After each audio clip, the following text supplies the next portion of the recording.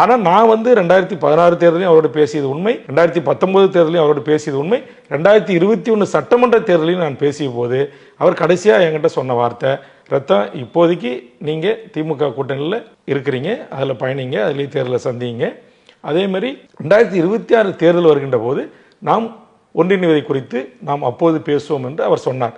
ஆக இது ஒவ்வொரு முறையும் அப்படி ஒரு உறுதிமொழி எனக்கு தரப்படுகிறது. ஆனால் ஒவ்வொரு தேர்தலிலும் அதற்கான வாய்ப்போ அதற்கான களமோ அமையவில்லை. அது என்னுடைய குற்றம் அல்ல. அதனால் நீங்கள் நான் ஒரு சோதனை, நான் பரிசோதனை செய்தேன்.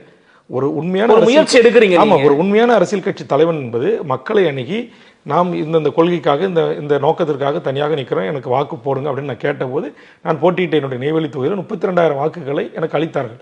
அந்த 32,000 வாக்குகள் என்பது எனக்கு வெற்றி பெறுவதற்கான வாக்குகள் அல்ல. அப்போ இங்கே பெரும் 2 அரசியல் கட்சிகளிடத்தில் தான் நான் வெற்றி பெறக்கூடிய வாக்குகள் இருக்கிறது. அது ப்ளஸ் ஆகணும்.